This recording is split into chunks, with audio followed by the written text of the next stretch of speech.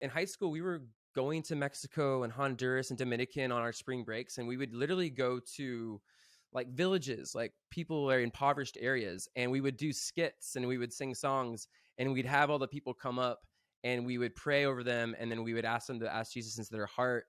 And then we would get on a bus and then we would go and drive to the beach for the rest of the day. And I was like, this is weird. Why are we doing this? Why are these white kids going to like impoverished areas in Mexico and praying prayers and doing skits and then leaving and going to the beach? Like something feels really off about this. So it was more of those moments happening where you're like, I did that for so many years. And then we would all sit around and talk about it and being like, we were going on these trips and doing these things. And it was kind of fucked up, a little bit white privilege of us to be doing that. I feel almost embarrassed, you know? What were some of the other inconsistencies or things that were weird looking back, or red flags now that you've spent 80 something episodes with Nippy and I? Yeah. Well, I mean, in college, you had a melting pot of people. And it's interesting because you have a lot of hardcore Christians, you have a lot of like anti-Christians. We had a lot of queer people who were hidden and underground because you couldn't be at our school or you get kicked out.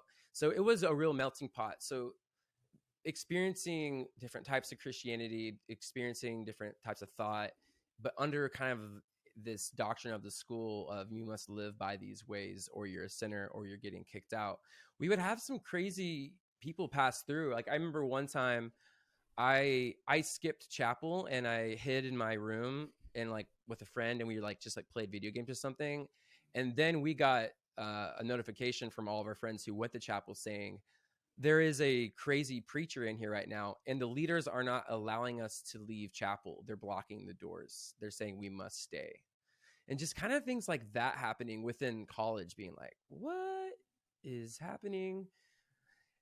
And that same preacher who was like praying for people and healing for people. This is a story where one of our friends who was, she was unable to speak.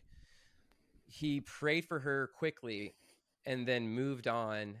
And then she was expecting to get healed like you would. And she was saying, no, I'm not healed. And the guy like brushed her off and told his like leaders to like usher her off the stage to not, give evidence that nothing happened. So it was a lot of those things that us in college, we all started to like see more and more evidently, and then think back on our life growing up being like, that stuff did happen, didn't it? And so having that kind of camaraderie to process, to deconstruct and unlearn together was really, really helpful.